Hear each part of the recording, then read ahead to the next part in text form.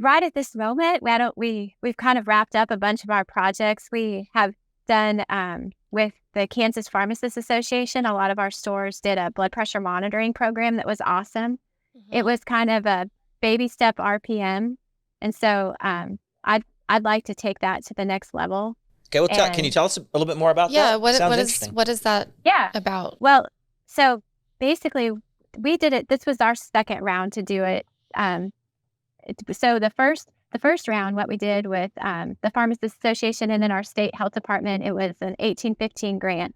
And so we were checking the patient's blood pressure, teaching them how to monitor themselves, and then checking in with them every week to see how their blood pressure was doing, and then making recommendations to their provider if there needed to be a change. Okay. And so the first round, we sent notes out to the providers, didn't really get any referrals. So we just found our own patients that we thought needed to be doing this, and then sent the note to the provider, is it okay? And of course they said yes. And so the second round that they did it, we decided, okay, this time we're not going to cheat and use our own patients. We're going to see if we can get referrals. And so we went and detailed the physicians again, the practitioners, and then this time we actually got referrals from some of the providers in the area, and they were sending us patients that weren't even our patient, which is a little bit tricky because, you don't know their med list. And we had some come on board and become our patient, but, it was hard. It was a lot harder, but we could make an impact. And I remember one of our patients said at the end of it, she said, you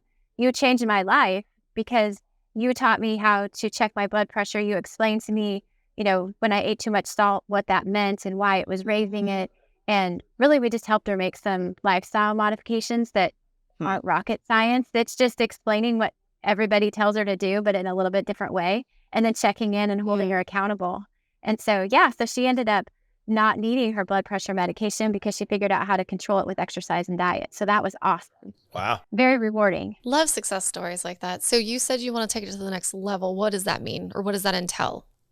Well, so I have a friend actually that's doing RPM. And so she's hooking the patients up, and I don't know what all it entails. So, because I haven't done it yet, but she keeps telling me that what I was doing was the same thing. And so basically we would be connecting in with the patients, but then we would get feedback through the machine. And so, but that's on my So she's using some device that allows you to connect to your provider, right? So probably says, hey, report this to somebody.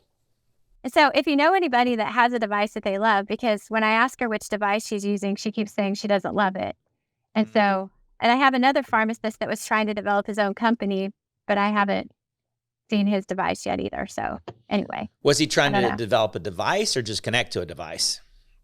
He has a brother that's in technology, and they were trying to create a device that you could connect to, because they didn't like the way that the monitoring information was coming back to the pharmacy with the company they were using.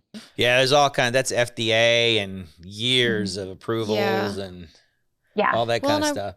And I wonder if it's just a matter of getting the right information, because and again, I'm not the computer programmer here, I don't know, but I mean, in the conversations that I have sat in on and listened to, it's just a matter of, what information can this device capture, and the programmer, the software going, this is the information we want. And so I wonder if it's just a matter of, hey, the programmers, the software is not thinking to ask for this extra thing, or maybe they're just not driven that way. I think that's what it is. I think he wants it to report back to the pharmacy in a different way. So it isn't necessarily the device. He just wants the information to come back around to the pharmacy. So it's probably going through an Excel document instead of an. Well, we went through I went to, and I know you were with me some of those times, a while where we would talk to every blood pressure person who was at NCPA or at one of the shows, or glucose monitor, and ask them about how their connectivity was, and it just wasn't. It wasn't there. It wasn't. It just because trying to drive down price, it just wasn't. Yeah, they could Bluetooth to the person's phone, and then the phone could send it or something like that. But as far as having a device that you could connect to Wi-Fi and it would automatically send it, there just wasn't a lot of. There wasn't and they were proprietary apps, and you could go into the app and click send and and send it to somebody, But it may be time to, I think in It's CPA, probably it's probably time to to- walk back through that and try to look Yeah, at what the options are. And